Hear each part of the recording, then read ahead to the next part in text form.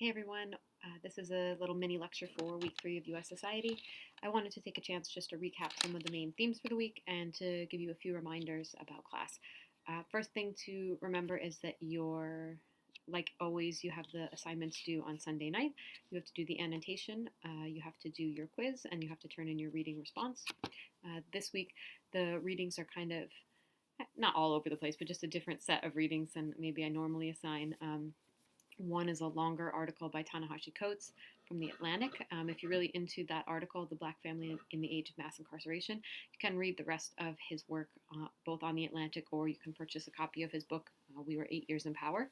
So I do recommend that. I know that the PDF that's up there it looks like it's 80 pages. It's not really that long because there are images and there are block quotes. So I do hope that you will do your best to read the Coates article. There's also the Western and Pettit article on incarceration, which is a little bit shorter. And then you have the CJ Pascoe article on gender.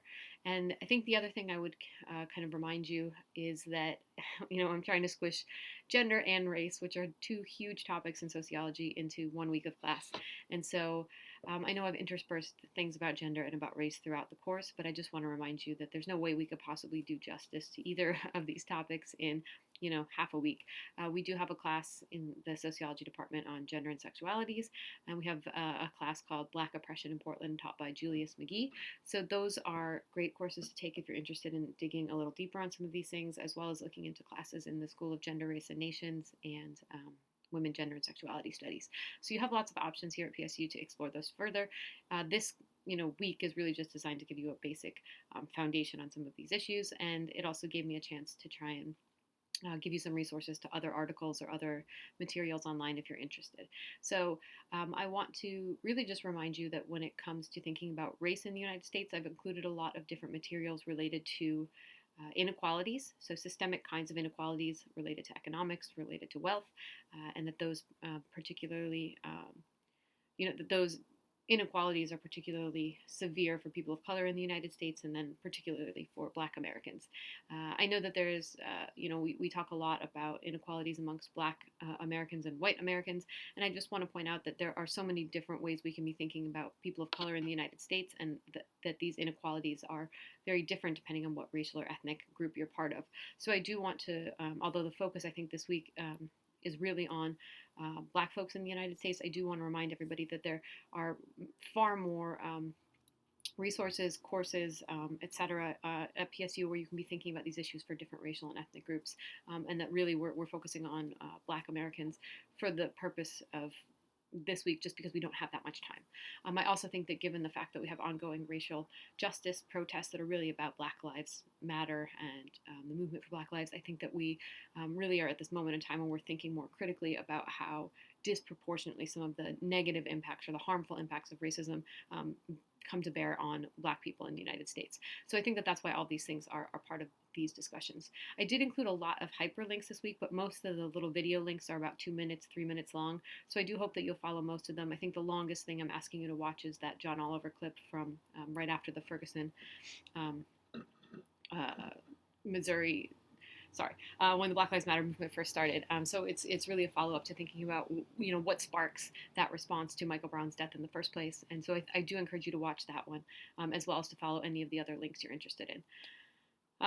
Okay, so when we're thinking about gender, I think for this class, I was really trying to have you focus specifically on some of the economic aspects of gender gaps, so the kind of wage gap that we see between men and women in the United States, and also thinking about some of the ways that kind of the more extreme forms of gender inequalities have maybe become less overt or less obvious, but that we still have these systemic institutionalized ways in which we see gender inequality playing out.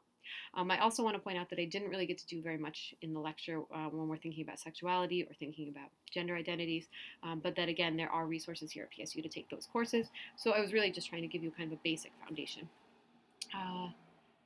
The last thing I'll say is that I did have you do an annotation for this week in Hypothesis on D2L, and that annotation has you thinking about the current, right now, racial justice movement and thinking about what is it that kind of came to a head that caused people to start to protest and start to demand some kind of accountability for the police. And so I think that this is a good opportunity to start thinking about what are some of the messages, what are some of the reasons why people are thinking about these issues this way.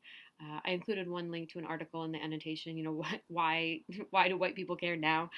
So these kind of interesting questions about what is it about this specific moment in time that's making it possible for there to be a nationwide movement around racial justice. So I think that those are all kind of key themes for this week, thinking about the institutional level and the structural inequalities when it comes to racism and when it comes to gender inequalities.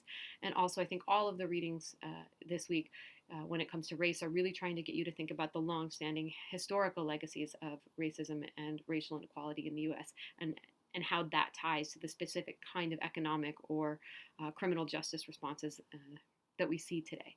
So I want you to be keeping in mind how long-standing that history is, and how it's still very much kind of with us as we think about racial justice in the U.S. Okay, I think that's all. Just a reminder, just make sure you're turning everything in on Sunday, keeping up with the Righteous Dope Fiend reading so that you can turn your paper in at the end of week 4. And I hope you're all staying safe and well.